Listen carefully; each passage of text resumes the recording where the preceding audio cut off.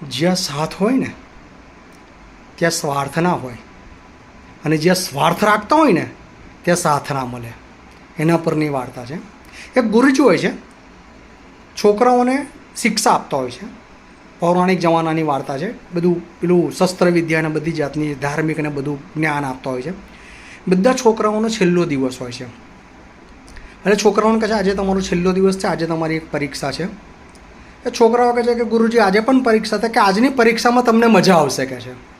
એ છોકરાઓ ખુશી ખુશીને હા પાડે છે કે ચાલો આજે આશ્રમ છોડીને જવાનું છે, મજા આવશે તો આપી દઈએ આ પરીક્ષા.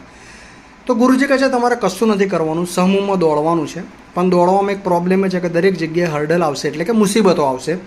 જશો તો પાણીના ખાડા હશે, પછી ઊંચા ઊંચા ટેકરા કૂદીને જવાનું છે, ખાડા આવશે, કિચડ આવશે, કાદવ આવશે, એમાંથી પસાર થઈને તમારે જવાનું છે. અને છેલ્લા એક કેનાલ આવશે, કેનાલમાંથી પસાર થઈને જે પહેલું આવી જશે એ જીતી ગયું.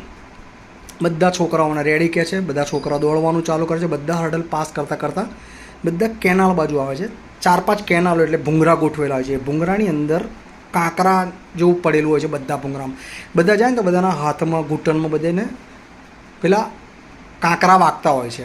બધા નીકળતા હોય છે. એમાંથી એક છોકરો હોય છે જે વચ્ચે આવી ગયો હોય છે. એટલે બધાની પહેલાં થોડાક આગળ છે, થોડાક પાછળ છે, વચ્ચે હોય છે. એ આવે છે ને તો એને કાંકરા વાગે છે. એટલે શું કરે છે કે એના ખિસ્સામાં, ચડ્ડીના ખિસ્સામાં અને શર્ટના ખિસ્સામાં અને એની જોડે ઠેલી હતી નાની અમથી પોટલી, એમાં બધા કાંકરા ભરવા માંડે છે. કારણ કે એવું લાગે છે કે હું જેટલા કાંકરા વીણી લઈશ ને તો મારી પાછળના આવતા વિદ્યાર્થીઓને, મારા બધા જે સહપાઠીઓ છે એ લોકોને તકલીફ નહીં પડે. એવા કાંકરા જેટલા વીણાય છે એટલા વીણીને બધા આવી જાય છે.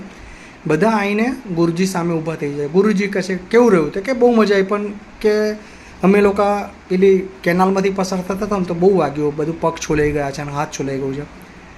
ગુરુજી કહે કે એમાંથી કહે કે આ એક છોકરો હતો તે કેમ છેલ્લો આવ્યો? કે એ બધું કાંકરા વીણવા બેઠો. એટલે ગુરુજી કે કાંકરા બધા તું નાખી દેની છે. એના ખિસ્સામાંથી, એની પોટલીમાંથી બધા કાંકરા નાખે છે. ઝીણા ઝીણા હીરા હોય છે, ચમકતા પેલા કાચ જેવા વાગે ને એવા હીરા. હીરા જોઈને છોકરો પણ એ એકદમ અચંબત થઈ જાય છે. બધા છોકરાઓ બી વિચારમાં પડી જાય છે કે યાર આપણે કોઈનું વિચાર્યું ના, આને આપણું વિચાર્યું એટલે આને કેવું ફાયદો થઈ ગયો.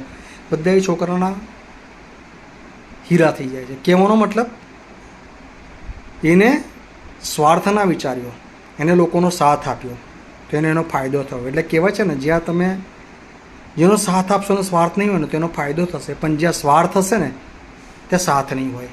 મારી વાર્તા અહીંયા પૂરી થાય છે. મારી વાર્તા ગમે તો લાઈક, શેર, સબસ્ક્રાઈબ કરજો. ચાલો કાલે મળીએ. જય શ્રી કૃષ્ણ.